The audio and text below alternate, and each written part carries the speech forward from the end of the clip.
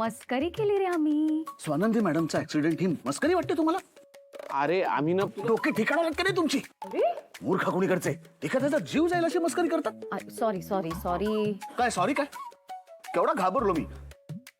देवा, स्वानंदी मॅडमला दीर्घायुष्य लाभू दे, माझंही आयुष्य त्यांना लाभू दे. त्याला काही झालं असतं तर मी कसा जगलो असतो सांग मला. आणि मी आता शेवटचं सांगतो, ही अशी मस्करी परत कधी करायची नाही. अरे तुला त्रास व्हावा म्हणून नाही काय आम्ही असं केलं. मग मग का केलं असं? अरे तुझ्या लक्षात नाही येते का? तू तू आता 2-3 वेळा काय बोललास?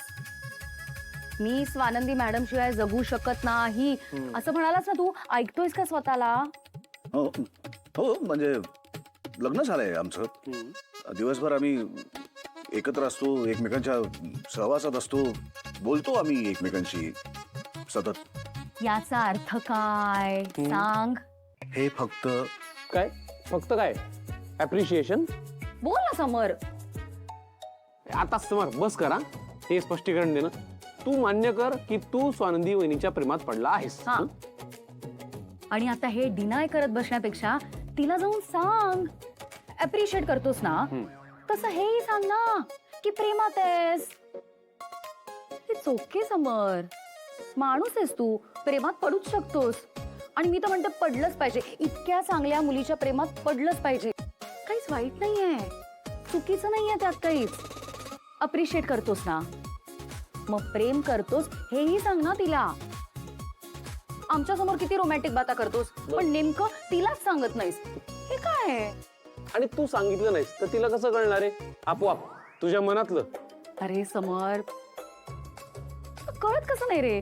कुणाचं तरी आपल्यावर प्रेम आहे हे सांगणारी व्यक्ती आयुष्यात असली पाहिजे रे. छान वाटतं. आता ते कर, बोल. कधीची सांगतेय मी तुला, मैत्री आहे, मैत्री आहे, प्रेम नाहीये हे करत बसू नकोस. कर ना काहीतरी छान असं रोमॅन्टिक काहीतरी कर. अरेंजमेंट कर, काहीतरी छान सेटअप कर. आम्ही हेल्प करतो. प्रपोज कर तिला.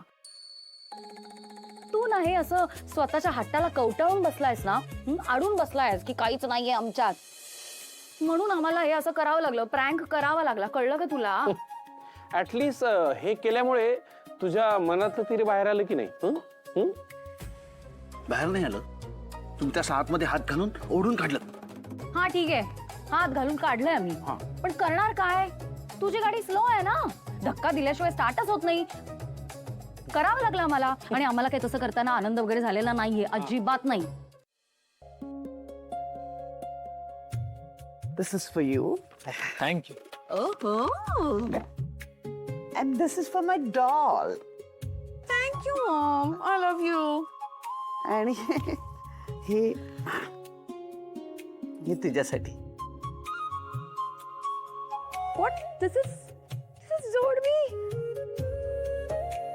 घालायची हा, म्हणजे लग्न झालेल्या बायका घालतात.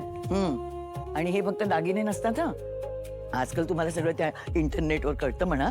सगळी माहिती घे पण याची तू. म्हणजे सांगू का, बायकांच्या तब्येतीशी निगडीत असतात हे दागिने. मग तर नक्कीच घालणार आहे. जावई बापू, तुमच्यासाठी पण आहे. This is for you.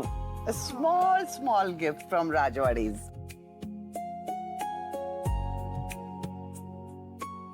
अंगठी आणि चेन 2 तोळ्याची आहे. रोया, दिस इज अमेझिंग. आणि दिस नॉट फेअर. तुला तर माझ्यापेक्षा बेस्ट गिफ्ट मिळालंय.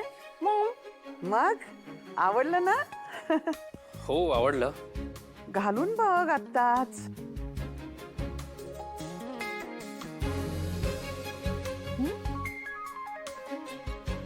काकू खरं तर ना थँक्यू सो मच, पण हे इतकं महाग गिफ्ट आहे आणि खूप मोठं गिफ्ट आहे हो माझ्यासाठी. आणि हे आत्ता एक्सेप्ट करणं मला योग्य नाही वाटत आहे. काय बोलतोस रोज? चुकी. अरे जास्त काहीच नाहीये. तुझा स्वाभिमान दुखवायला नको म्हणून छोटीशी गिफ्ट आणलीये फ्रॉम राजवाडेज.